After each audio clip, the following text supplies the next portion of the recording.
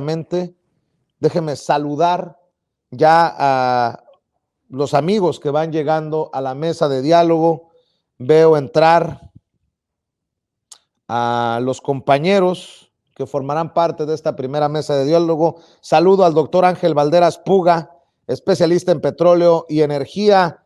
Querido Ángel, ¿cómo te va? Muy buenas tardes, muy buenas noches. Querido Vicente, bueno, pues también mis condolencias para Madame Kika. Tristes estos momentos, así es la vida, nos va a tocar a todos, pero eso no implica pues que haya grandes dolores cuando se pierden a seres queridos y pues más de gente que está inmersa en el cambio en nuestro país. Y pues ya estamos listos aquí para comentar acerca de Lorenzo Córdoba y su pandilla, a los que no le salen las cuentas, Vicente. Así es. Tú me dices cuándo nos arrancamos, porque ya ves que mi especialidad es el manejo de datos y no adjetivo, sino que doy datos precisos. Y hoy lo que yo quiero platicar, pues es que al INE no le salen las cuentas, Vicente.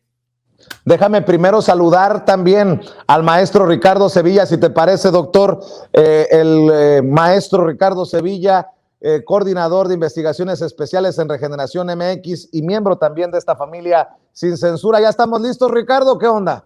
Ya listísimos, querido Vicente, doctor, un saludo al público que nos ve y que nos escucha, pues aquí también listos para aportar datos duros, pues ¿por qué no le salen los números al INE? Y sí le salen los números para pagarle a Enrique Krause Kleinbord estos videos a través de Clio, pero ya vamos a platicar después del doctor, que se arranque porque hay que seguir también una secuencia, cosa que no hacen en la prensa corporativa, pero aquí estamos listos también para aportar nuestro granito de arena a la discusión. Primero que el presidente Andrés Manuel López Obrador también ha señalado que la Constitución obliga al INE, pero es penoso, dijo, es penoso lo que sucede en el INE, porque afirma que los consejeros ganan lo doble que él y tienen 13,000 millones de pesos para elecciones y la consulta de revocación. Esto es lo que ha dicho el presidente Andrés Manuel López Obrador sobre los números, los dineros en el INE. Penoso que el órgano electoral de nuestro país, en vez de permitir que haya facilidades, se oponga. Y si fuese un asunto de recursos, podría hasta decir lo que tengo, que dicho sea de paso no es poco, tiene un presupuesto de 13,000 millones de pesos. Voy a hacer un ahorro, pero ya ahorré. Todos los consejeros y el presidente del INE ganan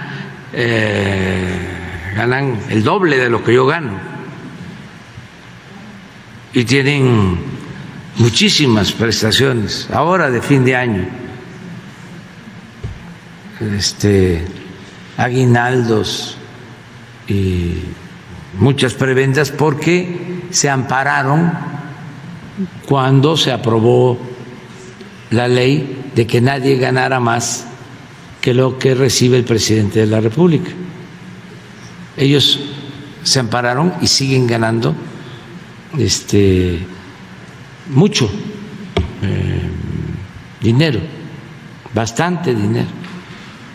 Pero bueno, sin reducir sus sueldos, sus prestaciones, deben de tener recursos, porque el presupuesto contempla fondos para elecciones y consulta, lo contempla, aún no en la cantidad que ellos están solicitando. Bueno, con esos recursos Y aunque dijeran, no vamos a poder. Pues al presidente tampoco le salen las cuentas, doctor Ángel Valderas Puga. Te escuchamos hablar sin censura. Mira, pues el dato duro mata grilla y el dato duro nos exhibe. A ver si puedo compartir alguna pantalla, pero antes de compartir pantalla, mira, vámonos a los datos duros y a la perversidad, pues de los consejeros del INE que andan por la vida diciendo que hubo un recorte. Hace 500 años, y lo repito muchas veces, Maquiavelo decía, para engañar a alguien se necesita del otro lado alguien que se deje engañar. Y si la gente tiene información, no se deja engañar. Primer dato duro. Es falso, totalmente falso, que al INE se le hayan recortado su presupuesto para 2022. Porque la cuestión es muy sencilla. Simplemente tenemos que comparar cuánto presupuesto ejercieron en 2021, que fueron 19,593 millones de pesos, y cuánto se les autorizó para 2022, que fueron 19,736 millones. Es decir, el primer dato, Vicente, Ricardo, es que el INE recibe para 2022 143 millones de pesos más que los que recibió en 2021. Digo, una persona que gana 365,000 pesos mensuales, que no entiende el significado de recorte, o es que tiene problemas fuertes en el lenguaje, o es que tiene fuertes problemas en aritmética, por no haberle puesto atención a la maestra Lupita en la primaria, pues porque 763 es más grande que 593. Segundo dato que tenemos que tener claros mexicanos y mexicanas. El padrón al 20 de diciembre de 2021 es de 93 millones de personas, aproximadamente. Si dividimos esos 19,736 millones de pesos entre el número de inscritos al padrón electoral, eso nos da 212 pesos por persona. Ojo, tenemos de los aparatos electorales más caros del mundo. Un país con 60 millones de pobres tiene uno de los aparatos electorales más caros del mundo. Tan es así que la BBC de Londres en 2016 publica una comparación de cuánto cuesta votar en México y cuánto cuesta votar en Francia, en Rusia, en Estados Unidos. Las diferencias son sorprendentes, pero sorprendentes. En 2021, cada voto en México costó $27, 540 pesos, $27, mientras que en Francia costó 1.88 en 2016, 1.88, y en Estados Unidos $12 por voto. Que alguien nos explique, Vicente, Ricardo, por qué en México cuesta 14 veces más un voto que en Francia. No tiene ninguna lógica. Ahora, vámonos a ver en qué se gastan el dinero.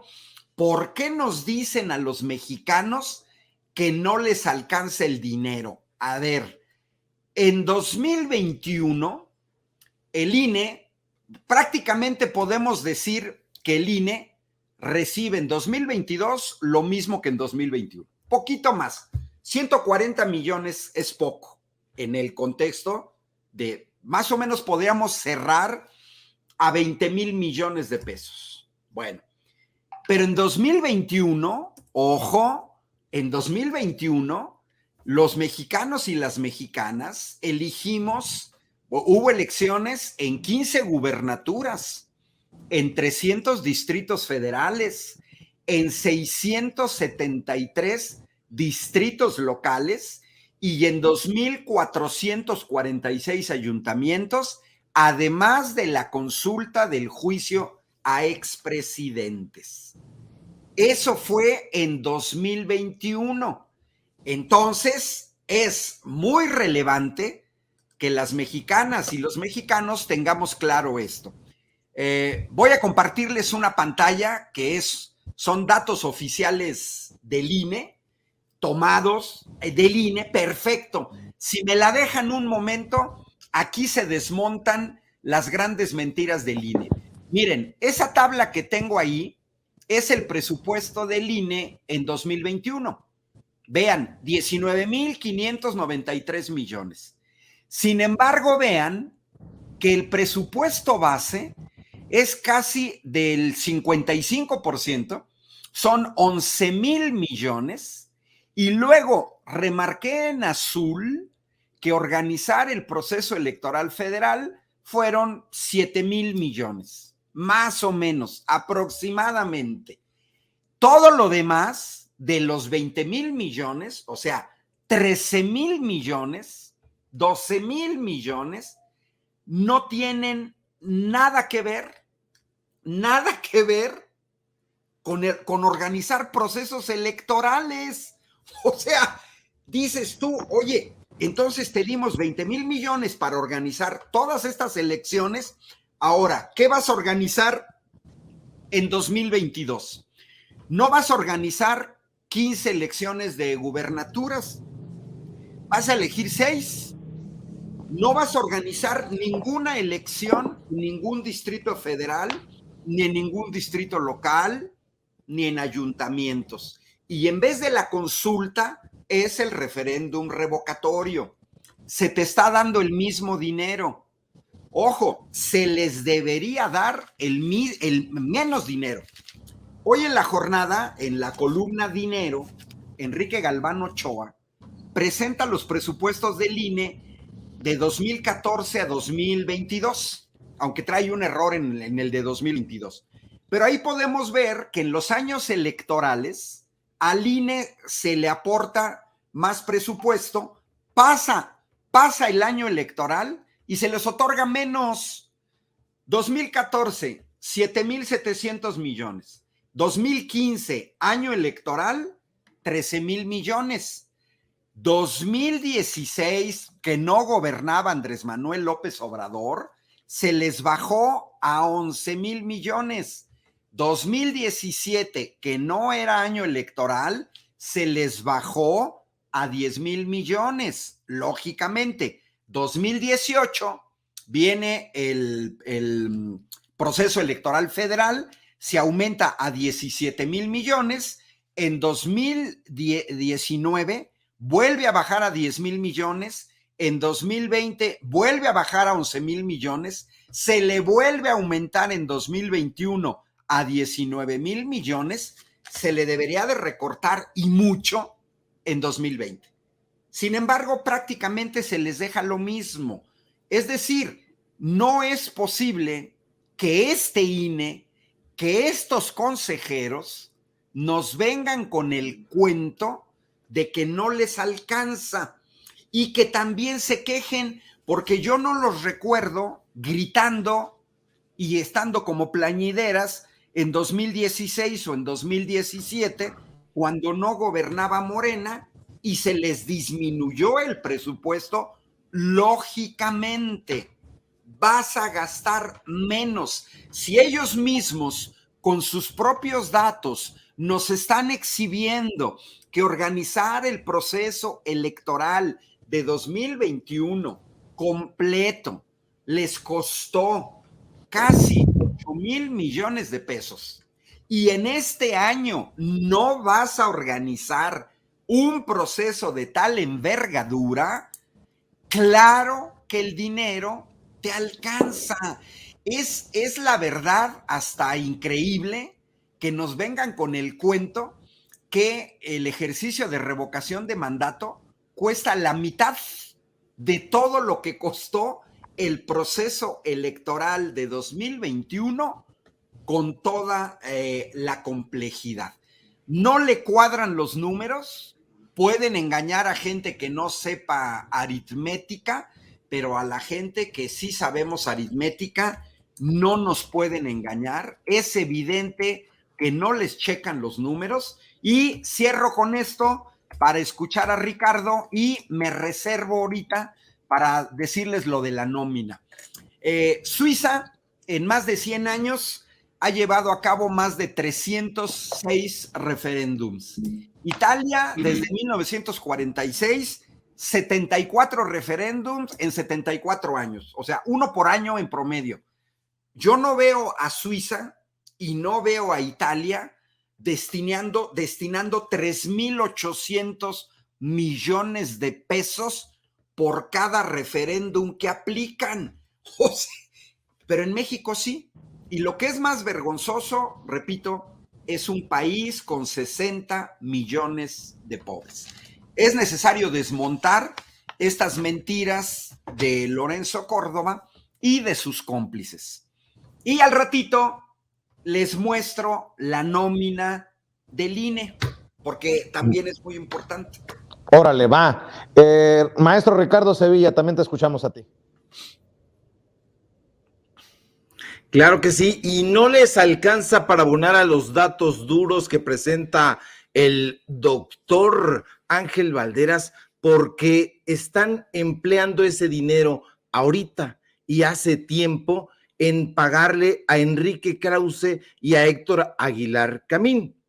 Aquí, hace algunos meses, en las elecciones pasadas, dimos a conocer que el programa de resultados preliminares, el PREP, que es, como mucha gente sabe, pues un instrumento capital dentro de los procesos electorales, se lo entregaron precisamente a un empleado de Enrique Krause y una empleada de Héctor Aguilar Camín. Nosotros lo dimos a conocer aquí en Sin Censura, lo dimos a conocer en un reportaje en Regeneración MX. El INE tuvo que salir a la medianoche a decir que eso era limpio, pero nosotros con datos duros dimos a conocer ahí que el INE estaba infiltrando a estos personajes con tal de manipular este comité técnico asesor del programa de resultados que es el COTAPREP. Y ellos dijeron, no debería de resultar alarmante, pero fue alarmante. ¿Por qué? Porque estos personajes no solamente trabajaban en Exos y Letras Libres, propiedad de Aguilar Camín y de Krause, insisto, sino que además habían trabajado en Mexicanos contra la Corrupción y la Impunidad y no lo pudieron debatir. Lo tuvieron que reconocer y ahí estaban con nombre y apellido estos personajes. Sofía Isabel Ramírez Aguilar, que fue la directora de esa organización antilópez obradorista, que se llama, así le llaman, Mexicanos contra la Corrupción y la Impunidad, y que también estuvo trabajando en México ¿Cómo vamos? Y son editores, son colaboradores frecuentes de estos dos medios de comunicación. No les alcanza en el INE porque están dando dinero para que Enrique Krause les esté preparando videos como aquel video, ellos le dicen documental, investigación, donde les pagan 2.4 millones de pesos. Lo dimos a conocer también en Regeneración MX. El propio presidente de la República presentó ese contrato donde se le estaba pagando a Lorenzo, a Héctor Aguilar, a Enrique Krause, perdón, es que se parecen tanto, hacen exactamente la misma función, les pagó ahí para que tergiversaran la historia de los procesos democráticos. Pusimos fragmento del video en Regeneración y ahí se veía a Lorenzo Córdoba exultante, dándole un abrazo de bienvenida a Enrique Krause. Por cierto, también estaba Porfirio Muñoz Ledo, estaba José Woldenberg, que hay que recordar que este INE pareciera nuevo, pero no lo es. ¿Por qué? Pues porque estos personajes trabajaron como asesores de José Woldenberg, ¿Qué personajes? Concretamente Ciro Murayama y Lorenzo Córdoba.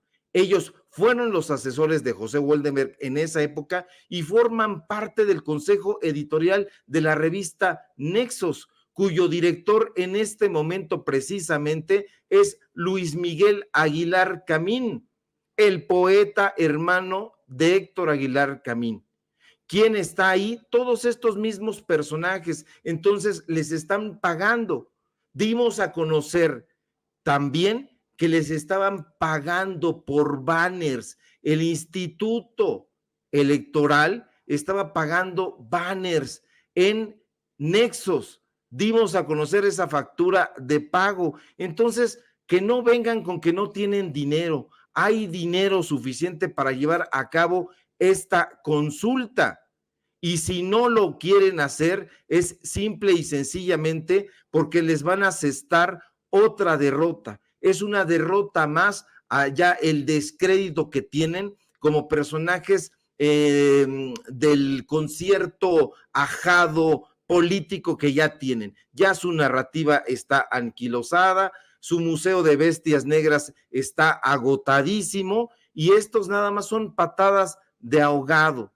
Yo creo que se va a llevar a cabo la consulta ciudadana y con gran éxito, y eso lo prevén, y al preverlo dicen, no, esto a la mitad del sexenio de López Obrador va a significar un golpe del cual no nos vamos a poder levantar. ¿Con qué credibilidad, después de esa derrota, van a poder estar frente a los micrófonos de Televisa, de Televisión Azteca, de Imagen, diciendo que López Obrador no tiene la aceptación del pueblo mexicano? Entonces están pensando en 2024. Si a la mitad del sexenio López Obrador les vuelve a propinar otra victoria, pese a todos los ardides y todos los artilugios que están manejando, entonces se van a ir al fango. Ya están de por sí nadando en aguas fangosas, las aguas fangosas del descrédito,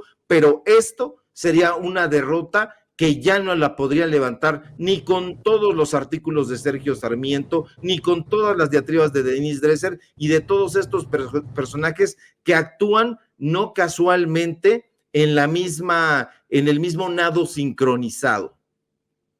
Fíjate, Ricardo, fíjate, doctor Ángel Valderas Puga, que ayer entrevistaba a Carla Humphrey, la consejera electoral, y me decía, aquí el problema es que no hay voluntad de querer hacer las cosas, de salir de la zona de confort. Y yo pensaba nada más en los salarios, en los asesores, en seguramente esto que nos vas a desmenuzar. Exacto, Vicente. Mira, lo que voy a desmenuzar, les quiero compartir el documento. Este documento es lo que propuso el INE para que se les fuera asignado en 2022. Es un poco lo que presentabas ahorita del presidente. Miren, ahí el documento, el título es Proyecto de Presupuesto de Egresos de la Federación 2022. Tiene que ver con el ramo 22, que es el INE, analítico de plazas y remuneraciones. Por ejemplo, el presidente habla de prestaciones.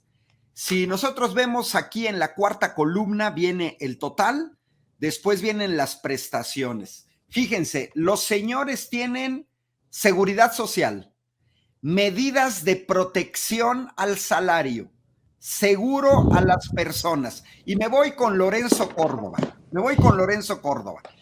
Sueldos y salarios, 3,150,000 al año.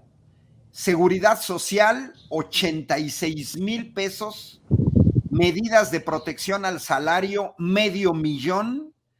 Seguro a las personas, 100,000, igual que los consejeros electorales. Tienen un fondo y seguros de ahorro para el retiro cercano a los 500,000 pesos. Todo esto nos cuesta a mexicanas y mexicanos 4,374,000 pesos. Bueno, ahí está el dato. Lorenzo Córdoba, 4 millones y cacho. 4,374,000 es lo que verdaderamente nos cuesta ese señor. Al año. Al año. Pero si lo divides entre 12, te da 365,000 pesos. Ya no, eso no es el doble, eso es casi el triple de lo que gana el presidente, que hoy señaló que ganaba 120. Claro, tenemos que diferenciar que tienen que pagar impuestos, etcétera, pero el total, Ricardo, Vicente, es el documento oficial de lo que pidieron ellos para 2022 y no anda tan mal porque el presupuesto fue prácticamente el mismo de 2021 y 2022. Entonces, no solamente Lorenzo Córdoba, sino los consejeros electorales y el secretario ejecutivo nos cuestan cada uno al año 4 millones. Pero no solo, mira, ahí te va, yo ya hice el análisis de este documento, aparecen 20 asesores. Porque mira, una cosa es decir, pues un asesor, 2 asesores. No. Son 20 asesores. Ojo, 297 directores. Aquí en este documento de 56 páginas está atascado páginas enteras de directores. Y entonces viene el director de Estadística y Documentación Electoral, el director de la Secretaría de las Comisiones de Vigilancia, el director de Operación Regional, el director de Operación y Seguimiento, etcétera, etcétera, etcétera, 297 etcéteras, porque no los puedo leer todos. Además aparecen 55 coordinadores. Ojo, Ricardo, Vicente, 462 jefes más 9 titulares. Ahora sí que te voy a decir, se han servido con la cuchara grande. Ya dividiendo al mes entre 12, tenemos a Lorenzo Córdoba, a los otros 10 consejeros electorales y al secretario ejecutivo, nos cuestan más de 365,000 pesos mensuales. Luego hay 22 jefes, directores, coordinadores que ganan entre 250 y 298,000 pesos mensuales. Luego vienen 93 personajes que ganan entre 170 y 250,000 pesos mensuales. Y luego vienen 277 personas que ganan entre 87 y 166,000 pesos mensuales. Vicente, Ricardo, la gente que nos sigue, yo trabajo en una universidad pública, la Universidad Autónoma de Querétaro, Instituto Tecnológico de Querétaro, dirigí el sindicato de académicos de la Universidad Autónoma de Querétaro, conozco el salario, el mío, el de mis compañeros, profesores con maestría, con doctorado, categoría 7, la más alta, con 20 años de antigüedad en la docencia. Nadie gana lo que aparece aquí. Nadie. Y la contribución de mis compañeros de la Facultad de Medicina, de la Facultad de Derecho, de la Facultad de Ingeniería, en generar recursos humanos de alto nivel, es lo que ha ayudado a fomentar el desarrollo de este país. Pero estos señores se sirvieron con la cuchara grande. Miren, cierro. Conté, esto lo procesé, manejo datos, conté las primeras 1,000 personas que aparecen aquí. Los primeros 1,000. Bueno, pues los primeros 1,000 nos cuestan a los mexicanos 1,200 millones de pesos en un año. 1,200 millones de pesos en un año. 1,000 personas. En promedio, 1.2 millones de pesos al año cada monito de estos 1,000 del INE, la crema innata del INE. Resultado, 100,000 pesos mensuales es lo que nos cuestan en promedio 1,000 personas. Estamos ante un abuso. Yo saben, Ricardo, Vicente, para mí la metáfora de esto, que es verdaderamente vergonzoso, es como si alguien en un BMW, en un Audi, en un Tesla de 3 millones, se parara en una esquina y se bajara y asaltara a niños de la calle y les quitara los chicles que están vendiendo. Así lo veo. Un abuso que este país no se merece. 60 millones de pobres no merecen nóminas como esto. Y todavía tienen la desvergüenza de quejarse de que no les alcance el dinero. Mira, bastaría que se bajaran el dinero a la mitad. Bastaría que los consejeros electorales, los 11, pusieran el ejemplo y se bajaran el salario a una tercera parte y seguirían ganando 100,000 pesos. Ninguno de estos señores le pagarían 365,000 pesos al año a ninguno de los consejeros.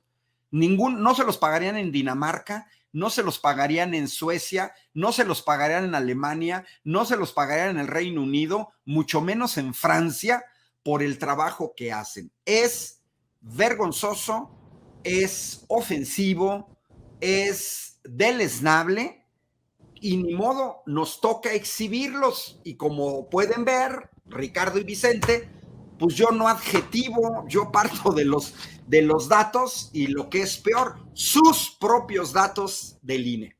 Y fíjate que esto es parte, se me viene a la mente de aquello que ha dicho una y otra vez el presidente, que hay cosas que no necesariamente son ilegales, pero sí inmorales. Bueno, pues es una inmoralidad, es inmoral tener estas nóminas en un país con tantos pobres.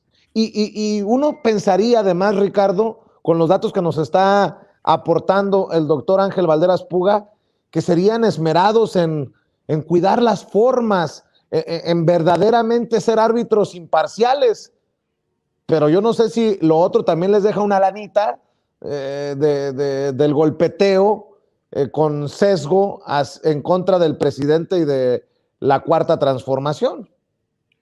Por supuesto que les deja dinero porque les pagan por artículo en el Universal. Ahí en el Universal escribe la plana mayor de Nexos y la plana mayor de Letras Libres, y estos personajes, Carlos Loret de Mola, Guillermo Sheridan, Héctor de Mauleón, que son de esos grupos. Leí esta postura ante la suspensión temporal del proceso de revocación de Carla Humphrey. Me parece que forma parte de estos 11 consejeros que ganan esas cantidades estratosféricas de las que ya ha dado cuenta puntual el doctor Ángel Valderas. Adicionalmente, en esa lista habría que ver quiénes son los amigos, quiénes son los primos, quiénes son los concubinos, las concubinarias, porque de pronto alguien imagina que están en las antípodas y resulta que ya salen ahí con un romance, tomaditos de la mano, en eventos de Samuel García, etcétera, etcétera. Pero yo creo que en el caso de Carla Humphrey tendría que hacer algo más, tendría que transparentar un poquito, porque pues ya ocurrió que no dio la cara ahora que nosotros dimos a conocer aquel contrato donde señalamos la corrupción en la Universidad Nacional Autónoma de México, y donde, firmado el contrato por Ricardo Rafael de la Madrid, el sobrino de Miguel de la Madrid Hurtado, y Jorge Volpi Escalante, también aparecía Carla Humphrey. Lo dimos a conocer, lo mencionamos aquí, lo mencionamos en Regeneración, y no salió a dar ninguna postura. ¿Qué es lo que está sucediendo? ¿Por qué vemos a los mismos personajes? ¿Por qué vemos a Jorge Volpi Escalante en ese contrato con Carla Humphrey, pero también lo vemos charlando de lo lindo en la Universidad Nacional Autónoma de México con Lorenzo Córdoba, por ejemplo.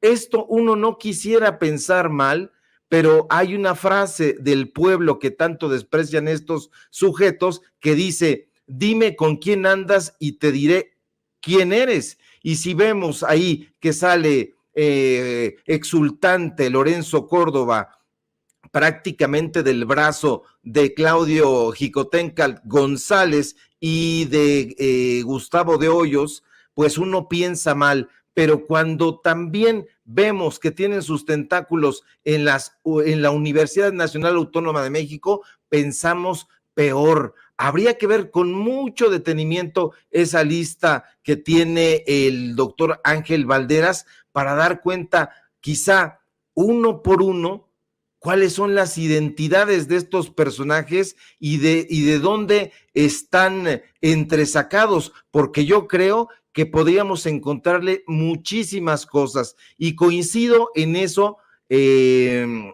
sí, no hay voluntad del INE, pero de este INE que tiene olor a autocracia, la autocracia de Lorenzo Córdoba, que mete ahí a los personajes de Letras Libres, mete a los personajes de Nexos y mete también a los personajes de Mexicanos contra la Corrupción y la Impunidad. Yo estoy casi seguro, y me voy a dar a la tarea de revisar esta lista, y seguramente vamos a encontrar muchísimas revelaciones que en su momento tendríamos que dar a conocer con datos duros, como lo está haciendo el doctor Ángel Valderas, pero definitivamente este INE tiene que reformarse, y se tiene que reformar desde el subsuelo, porque ahí están anidando muchísimas ratas que están lacerando la democracia de este país.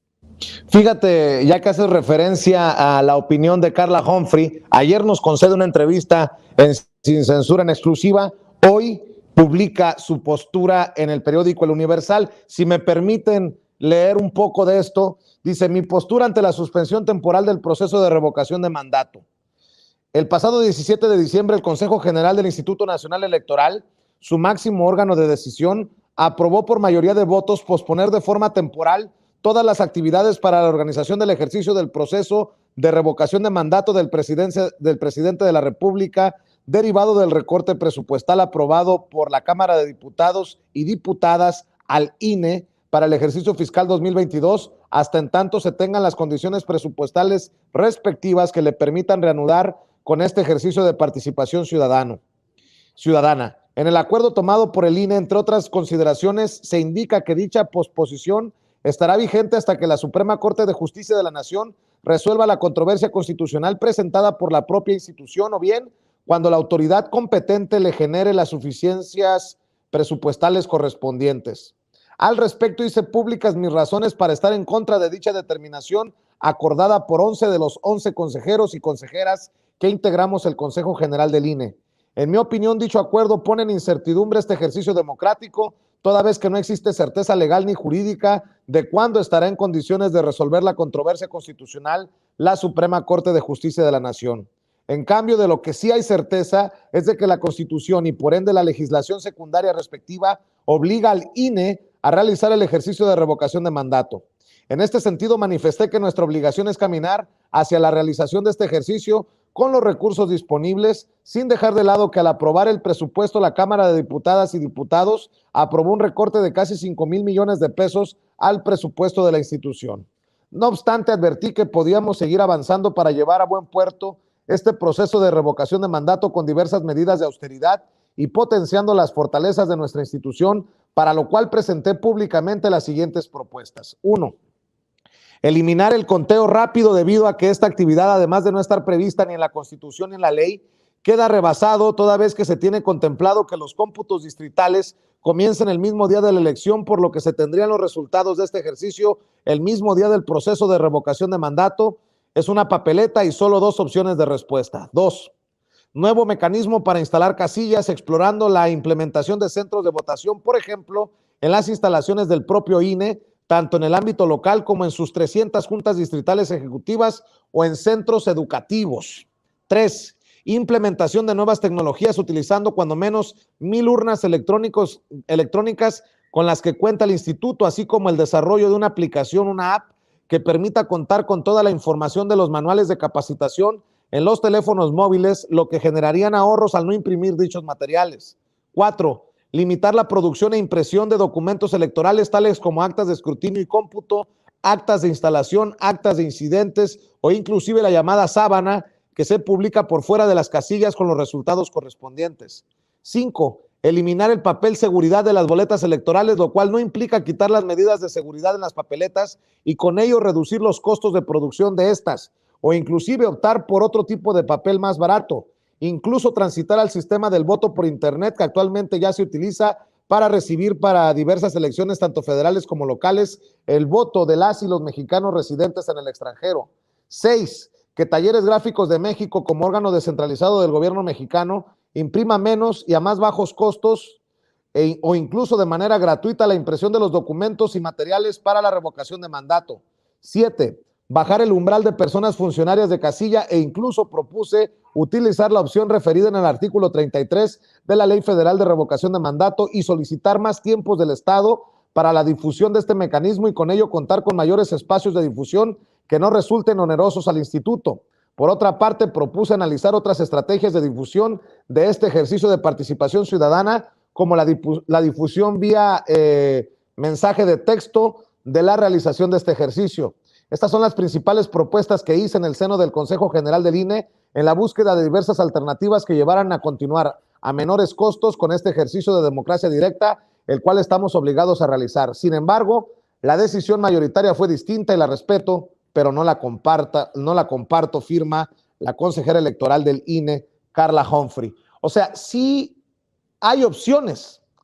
Lo que, insisto, no hay es voluntad para explorar qué se puede hacer, doctor Ángel Valderas Puga, entendiendo que ahí están opciones que pone sobre la mesa Carla Humphrey y no necesariamente que sean las mejores o las peores, simplemente opciones. Doctor. Mira, Vicente, opciones siempre hay, porque como acabo de mostrar, se podrían bajar el sueldo de manera definitiva, poniendo el ejemplo, los consejeros al triple, que se lo bajaran 3 veces. Es una propuesta concreta, que nos demuestren que en vez de ganar 360,000 pesos mensuales, podrían vivir con 120,000 pesos mensuales. Y luego que le bajen a la mitad el salario a todos los demás y con eso nos podríamos ahorrar 600 millones de pesos de manera permanente cada año, 1,800 millones de pesos en 3 años. Ya, esa sería una propuesta muy concreta. Mira, yo creo que efectivamente no son los números. Como no les cuadran los números, como acabamos de exhibir que dinero sí tienen, como acabamos de exhibir que un proceso electoral de la envergadura de 2021 les costó 8,000 millones, pero que se están gastando la mayor parte del presupuesto en cuestiones administrativas, pues claro que sí se pueden ahorrar. Es cuestión de voluntad política. Yo creo que todas las medidas que señala la consejera Carla Humphrey y más se pueden implementar siempre y cuando haya voluntad política. Yo creo que Lorenzo Córdoba, que es quien dirige, es quien hizo la propuesta de posponer la cuestión de la revocación, que además te voy a decir, yo por ejemplo, pues apoyo a Andrés Manuel López Obrador y no me interesa se hace o no se hace la revocación de mandato. Yo sé que el apoyo lo tiene y que sigue hasta 2024. Más bien no es eso lo que tenemos que cuestionar. Creo que lo que tenemos que cuestionar es esta actitud de los consejeros del INE de seguir chantajeando para vivir con lujos, poniendo como pretexto que ellos son como guardianes de la democracia.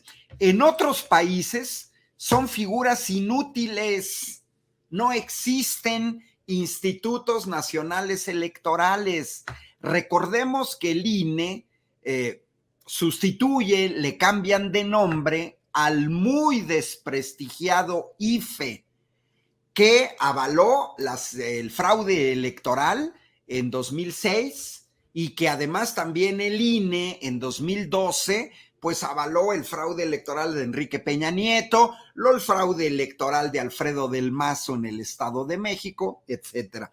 Yo creo que es un problema que tienen ellos para gente que gana tanto dinero, no, que tienen tantos asesores, que agarren a alguno de sus 20 asesores que no sé qué hacen en su jornada laboral de 8 horas para ganar tanto dinero, porque los asesores nos cuestan, ahorita me pesco uno, de los asesores, pues nos han de costar igual como 2 millones de pesos al año, y que bueno, pues que los pongan a trabajar y que le busquen dónde pueden recortar. Ahora, hay un detalle muy relevante. En la administración del INE, desde que el Congreso aprueba la ley y se aprueba la ley y entra en vigor, desde ese momento, ellos ya sabían que en 2022 cabría la posibilidad de llevar a cabo un referéndum revocatorio. Ya lo sabían desde el momento en que se promulgó la ley. Desde ese momento tendrían que haber estado administrando los recursos económicos. Lo más que habría podido pasar es que a la gente no le interesara el referéndum, no se juntara el número de firmas mínimo para que se llevara a cabo. Eso es lo más que habría podido pasar, sí, pero ahorita tendrían sus ahorritos. Yo no les creo a los del INE que se gasten 3,800 millones en un referéndum con una boleta en donde la respuesta es binaria, simplemente sí o no. Es verdaderamente vergonzoso. Entonces, yo creo que opciones tienen, Vicente, sí las tienen.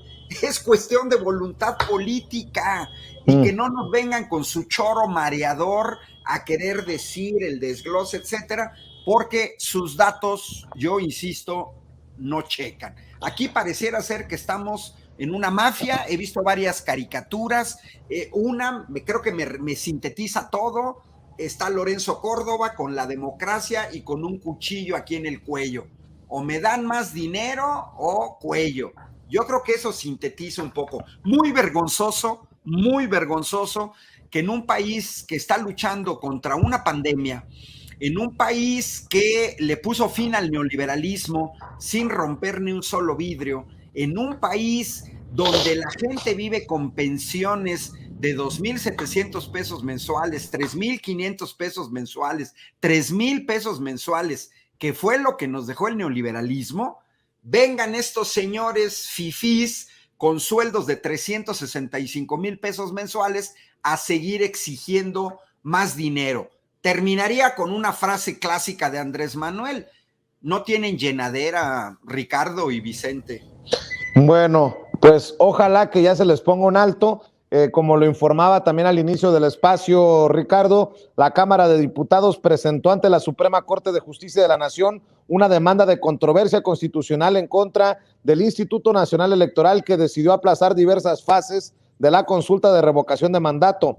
Después de un detallado análisis jurídico realizado por este órgano del Congreso de la Unión, leo en el comunicado, se observaron diversas irregularidades constitucionales que invaden el ámbito de competencia de la Cámara en ejercicio de sus facultades exclusivas en materia presupuestal y de sus facultades legislativas en materia de revocación de mandato, Ricardo Sevilla.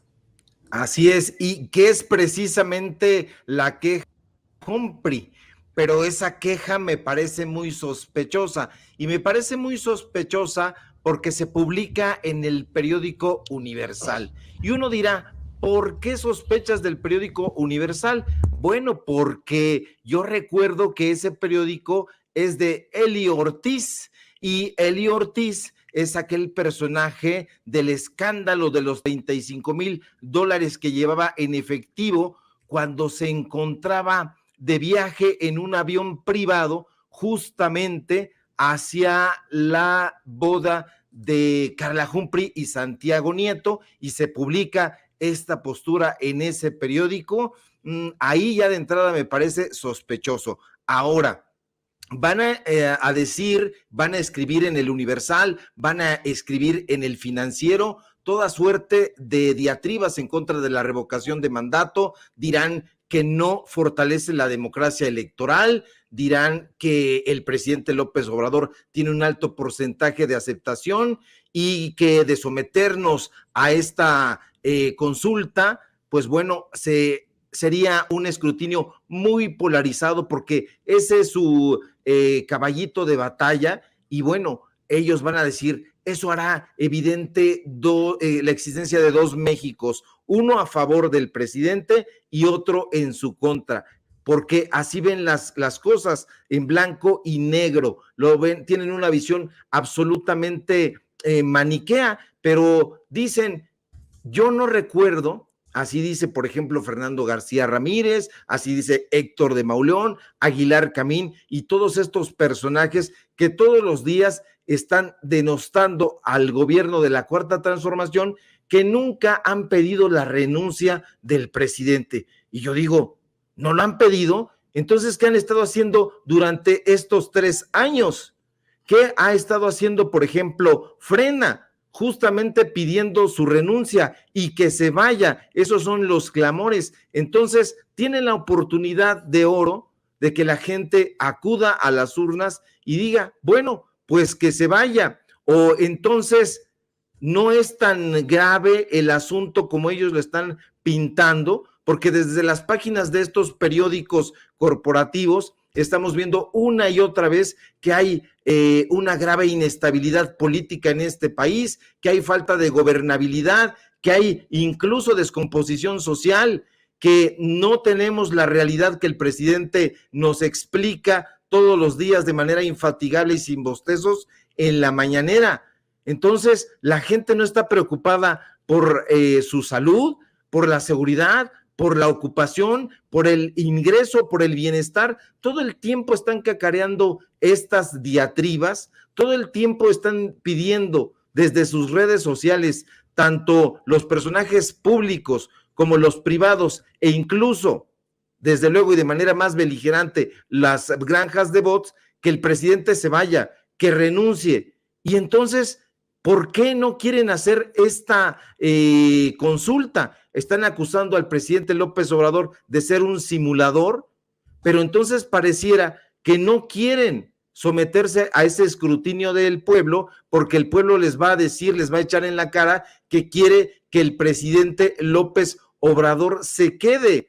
Entonces, eso es lo que temen en esencia, que los ciudadanos, que los mexicanos, que las mexicanas tengan la capacidad de exigir sus derechos y expresar su voluntad libre y soberana en las urnas. Entonces, a eso le temen. ¿Por qué? Porque yo creo que de someterse a esa revocación de mandato, el presidente va a salir avante. Entonces, es un proceso que hay que ver con muchísimo cuidado, porque va a representar un desgaste y una caída de los medios de comunicación corporativos y el fracaso de estos voceros del régimen empresarial.